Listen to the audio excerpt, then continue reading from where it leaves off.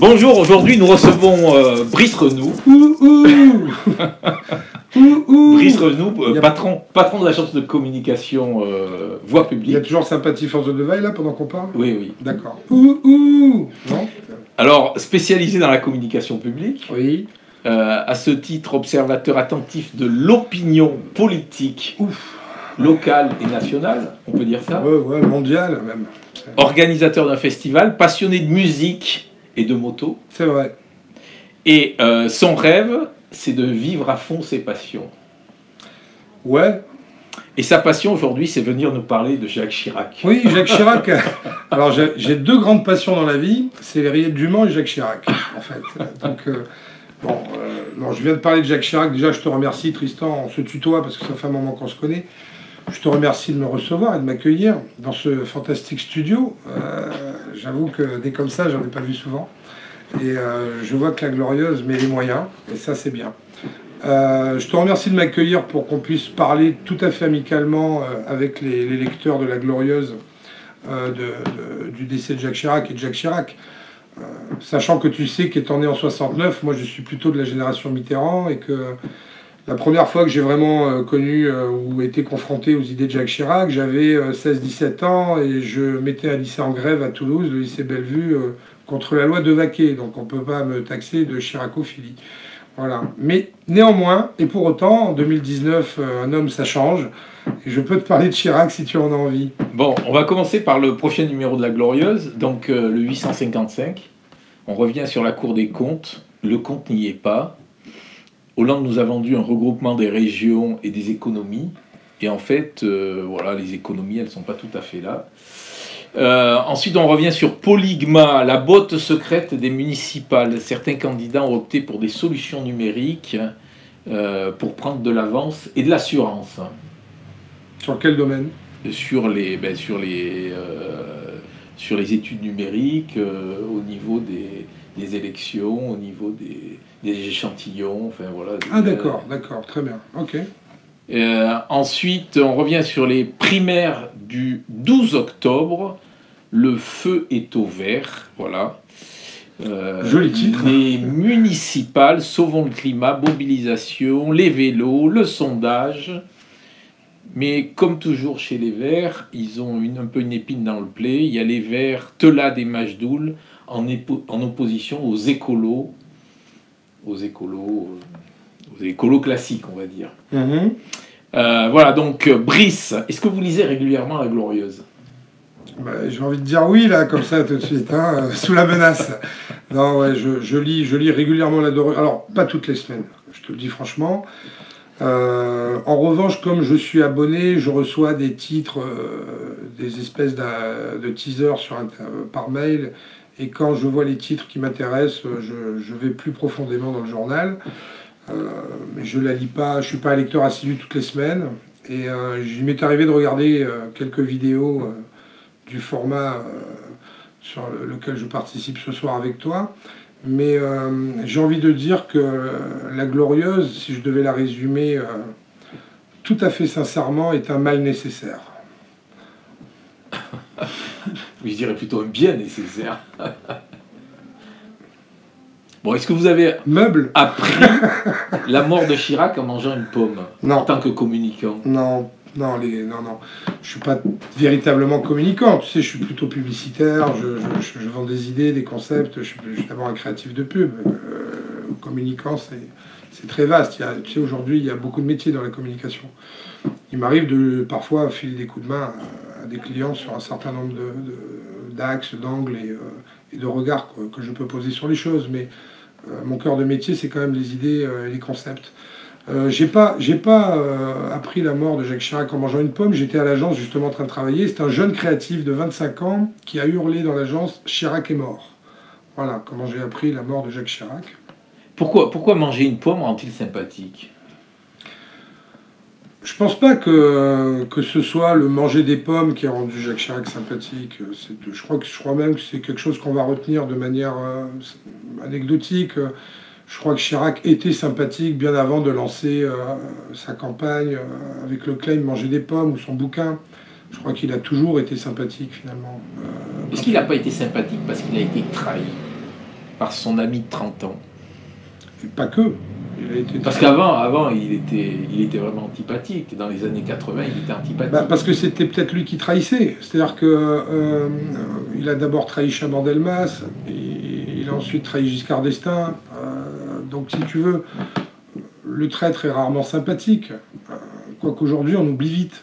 Mais à l'époque, on oubliait moins vite. Et puis, je crois qu'en fait, il était antipathique parce qu'il était aussi à la recherche de lui-même. Il était jeune, il était gaillard, il était plein d'énergie, il était très dynamique. Si tu veux, bon, entre 30 et 50 ans, peut-être qu'un homme se cherche un peu. Et là où tu as raison, c'est qu'un homme peut devenir sympathique après la souffrance. On a souvent, nous-mêmes, connu des amis qui étaient devenus, on va dire, plus sympas, plus tolérants, moins rigides, parce qu'ils avaient pris 2-3 coups dans la vie. Donc oui, j'imagine que ça fait partie, si tu veux, de la maturité d'un homme. Il s'est peut-être un peu assoupli et arrondi par les coups qu'il a pris. Quelle est la phrase la plus marquante de Jacques Chirac? Donc, refais-la. Quelle est la phrase la plus marquante de Jacques Chirac? Est-ce que c'est celle d'Arlette Chabot lui demandant s'il allait aller jusqu'au bout? Vous plaisantez, a-t-il dit, vous faites de l'humour? 5 minutes douche comprise ou abracadabrantesque? Il y en a tellement d'autres. Mais quel est parmi ces trois-là? Ah, parmi ces trois-là, parce que moi je crois que tu avais Pchit, tu en as tellement d'autres. Ça fait Pchit, oui. Non, moi la phrase la plus marquante pour moi c'est tu peux aussi être dans le positif, tu peux aussi être dans la maison brûle et nous regardons ailleurs. Tu peux aussi être dans des tas de choses, si tu veux. C'était quelqu'un qui parlait simplement, donc forcément, quand tu parles simplement, tu utilises un langage courant. Et dans un univers médiatique un peu policé, un peu codifié, quand tu as d'un coup là, un type comme ça qui parle un peu comme Madame Michu, ou comme ton grand-père, ça devient une punchline, ça devient une formule.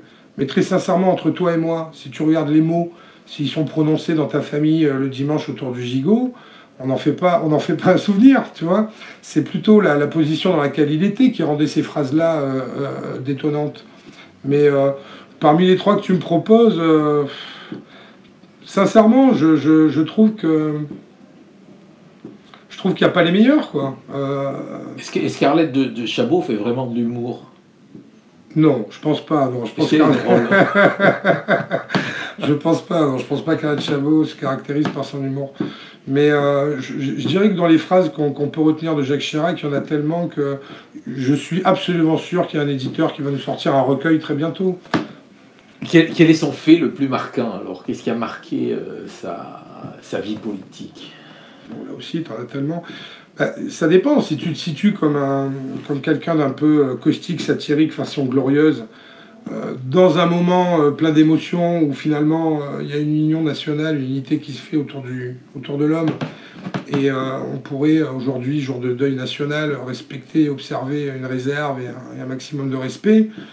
Si tu veux être satirique, le fait le plus marquant, c'est la dissolution de l'Assemblée nationale. Maintenant, ça c'est plutôt, si tu veux, un petit peu provoque. Mais on a besoin de la provoque. On a besoin de la glorieuse, je te l'ai dit. On a besoin de la satire. Maintenant, moi, je crois que le fait plus marquant de ma génération, j'ai 50 ans aujourd'hui, le fait le plus marquant, c'est évidemment le refus de nous laisser entraîner dans la guerre en Irak par les États-Unis. Est-ce que les Guignols ont rendu Jacques Chirac humain? Non, je crois que c'est parce que Jacques Chirac était humain que les Guignols, en tant que caricaturistes, ont forcé le trait pour le rendre surhumain. Voilà. Mais en fait, ensuite, il est passé d'humain à super menteur chez les Guignols. Oui, parce qu'il y a quelques affaires qui l'ont rattrapé et que son système de défense pouvait prêter à rire, si tu veux. C'est-à-dire que comme il bénéficiait d'une immunité présidentielle, il y avait des reports de... C'est un peu loin dans ma mémoire, mais je sais qu'il y avait des reports de procédure, des machins, des trucs qui étaient un peu gros, des ficelles un peu grosses. Et les arguments qu'il lui avait pu donner à un moment sur les frais de bouche pharaonesques de la mairie de Paris, sur un certain nombre de choses qu'on pouvait lui reprocher, qui ne seraient pas tenables aujourd'hui, mais qui à l'époque étaient monnaie courante. Les Guignols l'ont posé en super menteur parce que les affaires le rattrapaient. Peut-être aussi parce qu'ils se sont aperçus que volontairement ou pas, ils l'avaient quand même pas mal aidé précédemment. Et c'était peut-être un petit peu pour donner le change. Est-ce que une émission satirique aujourd'hui, est-ce que ça a sa place? Je dirais qu'il n'y en a plus. Enfin, si tu peux me citer une émission satirique, je parle de satire. Je crois que les satires ont disparu du paysage audiovisuel, en tout cas. Si, sur France Inter, il y a quand même quelques émissions qui sont un peu moqueuses. Ouais, mais c'est toujours quand même très orienté. Hein. Pour moi, la satire, si tu veux, ça tape à tous les étages et à tous les bords. Je trouve que France Inter est un peu orienté, mais ils peuvent être bons. Et encore, je trouve que depuis le départ de Stéphane Guyon, qu'on l'aime ou pas, lui était vraiment un satire politique. C'est selon moi le dernier satire politique en radio ou en télé qu'on a pu voir sur une chronique régulière. Je trouve que les satires, les vraies aujourd'hui, elles sont faites par les citoyens eux-mêmes sur les réseaux sociaux. C'est-à-dire qu'on a à chaque événement des centaines de détournements d'images, de détournements de fausses pubs, de détournements de discours avec des images truquées, photomontées. J'ai envie de dire que la satire aujourd'hui, elle s'exprime via le tout un chacun, via les réseaux sociaux, ça se diffuse, ça se partage, on prend Photoshop, on met une image, 3 mots, pim pam poum. À chaque événement, il y a une dizaine, une quinzaine de choses qu'on se partage, tu le sais bien. Donc il n'y a pas véritablement d'émission satirique, mais la satire n'a jamais été aussi omniprésente dans le paysage communicationnel. Rien n'a remplacé les guignols.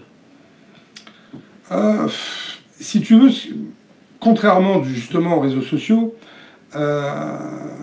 les guignols, c'était la dernière grande messe. La messe dont on parlait le lendemain à l'école, au lycée, à la machine à café. On imitait tous les sketchs. Les personnages des guignols dépassaient même les personnages réels, parce que c'était une époque où on avait 4, 5, 6 chaînes de télé, Internet n'existait pas. D'ailleurs, l'audience des guignols a chuté parce que Internet s'est développé et que les gamins aujourd'hui vont chercher du contenu et de l'humour ailleurs qu'à la téloche. Donc, je dirais que oui, ça a été la dernière grande messe populaire.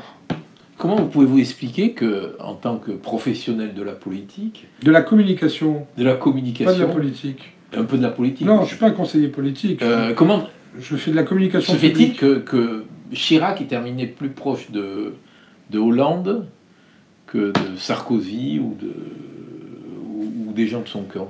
Bon, déjà, de Sarkozy, c'est parce qu'il avait quand même une petite dent contre Sarkozy lui. Ou bon, voilà. Giscard, il avait dû... Non, mais parce que Hollande est corrézien, parce qu'il était député de Corrèze, Chirac aussi, c'est un mec attaché à la terre, à la Corrèze et au reste, parce que Hollande avait une simplicité, une façon d'exercer, si tu veux, le pouvoir, même avant d'être président, des traits d'humour, une personnalité, un côté un peu ripailleur, un peu bon mangeur, qui correspondait plus à Sarkozy, qui prenait son vélo, faisait du jogging avec des gardes du corps, ne fumait pas, ne buvait pas. Et si tu veux, Sarkozy était plus dans le modèle anglo-saxon de la performance, quoi, tu vois, du mec parfait. J'ai une super nana, je bois pas, je fume pas, je fais du sport, je suis un mec équilibré. Hollande avait la fragilité, le déséquilibre qui le rendait sympathique, au même titre que Chirac. Donc à mon avis, ils préféraient dîner ensemble. Et au niveau local, est-ce qu'on a un Chirac? Je crois qu'on a eu un Chirac dans la bonhomie, la sympathie, c'est-à-dire cette espèce de paradoxe entre la capacité d'être un combattant féroce et un homme d'une immense gentillesse et d'empathie et d'allant vers les autres. Ça a été Georges Frêche. Moi, il me semble que Georges Frêche avait cette capacité d'incarner quelque chose de profond, d'essentiel, mais aussi de ripailleur, bon vivant, convivial. Il pouvait passer d'un état qui le faisait parler sur l'intérêt supérieur, si tu veux, des sujets traités, l'intérêt général, une grandeur, une vision, à une blague un peu grivoise, comme Chirac pouvait le faire aussi. Donc je dirais que s'il y a eu un Chirac dans cette humanité-là, à Montpellier, ça a été Georges Frêche. Aujourd'hui, j'en vois pas, non. Que dit la polémique sur les selfies aux invalides et la façon de communiquer de notre société? On est parti pour 4 heures, là. On avait dit qu'on ferait on va court. Essayer de faire court. On avait dit qu'on ferait court. Non, alors les selfies. Je vais te donner un chiffre qui est très alarmant. Les selfies, c'est un phénomène. Ça ne concerne pas les obsèques de Jacques Chirac. On le sait que c'est un phénomène. Est-ce que tu sais, par exemple, qu'il y a une trentaine de destinations touristiques, touristiques dans le monde, de sites naturels qui sont complètement ravagés parce que les gamins et les touristes viennent faire des selfies dessus, et pourrissent les lieux sur lesquels ils viennent se faire prendre en photo. Est-ce que tu sais qu'aujourd'hui, les millénials, les 18-25, choisissent les destinations de leur voyage, de leurs vacances, non pas pour ce qu'ils vont y faire, rencontrer les civilisations qu'ils vont découvrir, les peuples peut-être avec des coutumes locales à partager. Non, ils choisissent leurs vacances sur un lieu où ils vont faire un selfie. Voilà. Donc si tu veux, ça ramène à cette société d'un narcissisme permanent, d'un individualisme qu'on brosse par un égotisme permanent. Les gamins aujourd'hui veulent être célèbres et riches, ils veulent pas exercer un métier, ils veulent pas être médecins, ils veulent pas être boulanger, ils veulent pas être restaurateur ou autre. Ils veulent être célèbres et riches. Donc tout ça, si tu veux, ça participe au fait que on va voir Jacques Chirac. Il y a deux sortes de gens qui ont visité les Invalides cette nuit. Il y a ceux qui avaient envie vraiment de dire adieu à Jacques Chirac, de faire un dernier hommage, de voir son cercueil, de partager, si tu veux, collectivement dans la citoyenneté le départ de quelqu'un qu'ils ont aimé. Et puis tu as ceux qui y allaient parce qu'il fallait y être, parce que c'était le place to be du moment, parce que si tu y es pas, t'es ringard, t'es out, et qu'à un moment donné tu y es, et pour prouver que tu y es, pour prouver que t'es in, et ben tu fais un selfie. Et tu le partages sur Instagram et Facebook. À chacun de juger. C'est un peu contraire avec ce que disait Jacques Chirac. Il disait « Je n'ai pas écrit grand-chose, mais je l'ai fait avec mon cœur. » Ouais, mais je crois que Jacques Chirac serait... si tu veux, potentiellement actif aujourd'hui, il aurait beaucoup de mal à comprendre certaines choses du monde actuel, comme beaucoup de gens de sa génération, et puis même de la génération, si tu veux, d'après. On connaît des quinquagénaires aujourd'hui, moi j'ai 50 ans, je connais des tas de gens qui ne s'adaptent pas à ce genre de comportement, à ce genre d'évolution. Non pas qu'ils soient réfractaires ou réactionnaires ou anti-ceci ou contre cela, c'est que simplement ils ne comprennent pas, si tu veux, les leviers qui poussent à faire ça. Parce qu'ils ne sont pas eux-mêmes empreints de cet individualisme égotique. Parce que la popularité, avant, ça se construisait toute une vie. Chirac, voilà, il a fait plein de choses, il est arrivé au top du top. Aujourd'hui, la célébrité, ça se construit comment ? Ça se construit, la célébrité, si tu veux, par le plus en un minimum de temps, comme on est dans une société immédiate. C'est-à-dire qu'il veut avoir un maximum de visibilité compressé sur un minimum de temps. Voilà. Mais le problème, c'est que c'est une célébrité éphémère qui est remplacée le lendemain par la suivante. C'est-à-dire que c'est d'où le souci qu'on n'est plus véritablement, entre guillemets, de star. Une star, c'était quelqu'un d'intemporel. Tu vois, c'est quelqu'un qui dépassait les générations, les âges, les années, et qui restait et conservait son statut de star bien après sa mort. Aujourd'hui, je dirais que pour faire un parallèle avec les temps anciens, aujourd'hui, on a des vedettes. Tu vois ? Et pour être une vedette, il faut faire quelque chose de très marquant, très choquant, très heurtant, très spectaculaire, être diffusé massivement dans un minimum de temps pour acquérir une vraie notoriété. Je te dis, c'est une notoriété éphémère, c'est une notoriété de passage. Voilà, on va terminer avec la question chapeau. Donc Chirac, s'il est devenu populaire, comme d'autres étaient devenus populaires, c'est évidemment par la répétition de la présence du bonhomme, d'accord ? En fait, il a partagé notre vie sur des décennies, chose qui serait plus possible aujourd'hui. Oui, aujourd'hui, avec 3 posts sur Instagram, avec 2 trucs, vous devenez populaire. 3 jours. 3 jours. Regarde les hommes politiques qui étaient très populaires, ou les femmes politiques, qui étaient très populaires il y a 10 ans. Qu'en reste-t-il ? Si je te dis Rachida Dati aujourd'hui, par exemple. Elle se présente à la mairie de Paris quand même. Non, mais je te parle dans le match. Non, mais arrête, n'ergote pas. Par rapport, si tu veux, à la visibilité, au rôle qu'elle avait, à la dimension et l'épaisseur qu'elle pouvait avoir en étant ministre régalien d'un gouvernement, justice et autres, aujourd'hui, je suis désolé. Elle est conseillère d'opposition à la mairie de Paris, donc elle n'a pas un grand rôle, mais elle est quand même... Non, mais arrête, on parle de popularité. Elle a disparu, point. Oui. Et on sait qu'elle ne reviendra jamais. Regarde Arnaud Montebourg à gauche. Voilà, Arnaud Montebourg qui a été une véritable vedette, une star. Bon, aujourd'hui, il fait quelques télés parce qu'il vend du miel. D'ailleurs, je trouve ça remarquable ce qu'il fait. Et si tu veux, ça montre bien que les personnages récurrents en politique, même les chefs d'État, même Sarkozy aujourd'hui, est moins visible médiatiquement pour 1000 raisons. Alors, il est populaire parce qu'il signe des bouquins, mais ce sont des apparitions qui s'approchent de la société du spectacle. Et si tu veux, ils font un pas de côté pour entrer dans la société du spectacle et pas en conservant des positions sur l'univers politique. Bon, on termine avec la question chapeau. Pas de chapeau aujourd'hui, mais la question quand même. Là, le chapeau. Pourquoi la France consacre consacre ses morts et dégage ses vivants? Moi, si j'ai pas de chapeau, je réponds pas. Pourquoi la France consacre ses morts et pas ses vivants? Non, il dégage ses vivants. Et dégage ses vivants. Bon, dégager, c'est méchant. Non, je crois pas qu'on les dégage. Je crois qu'on consacre les morts, pas qu'en France d'ailleurs. Dans toutes les civilisations, on consacre les morts plus que les vivants. Si tu veux... Mais regardez, par exemple, Macron, il est tout gentil. Il cherche à se faire aimer. Mais on le dégage pas, Macron.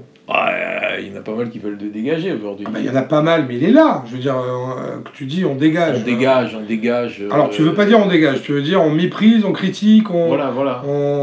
C'est dégager, on a envie de dégager les vivants. Non, tu veux dire qu'on... Hollande, regardez Hollande, regardez Sarkozy avant. Tu veux dire qu'on est plus critique avec les vivants qu'avec les morts? On est très critique, on veut les dégager. Donc toi tu veux le dégager, il y a des gens qui veulent pas le dégager. Donc si tu veux dire qu'on est plus critique avec les vivants qu'avec les morts. Alors déjà, taper sur un mort quand même c'est pas classieux, t'en conviendras, hein, c'est un peu lâche. Deuxièmement, on est évidemment tous plutôt à même de garder le meilleur d'un individu quand il a disparu que le pire. Peut-être aussi de façon égoïste, parce qu'on sait qu'on va disparaître un jour et qu'on veut peut-être inconsciemment qu'on garde le meilleur de nous. Tu vois, ça peut aussi participer à cette sorte de chaîne, tu vois, tout à fait vertueuse. Et puis après, on critique les vivants, parce que les vivants sont dans l'action, et qu'une action est critiquable. Un mort n'agit plus. Très bien, sur ces belles paroles, je vous remercie. C'est moi qui te remercie, Tristan. Et mets-moi vite les Rolling Stones.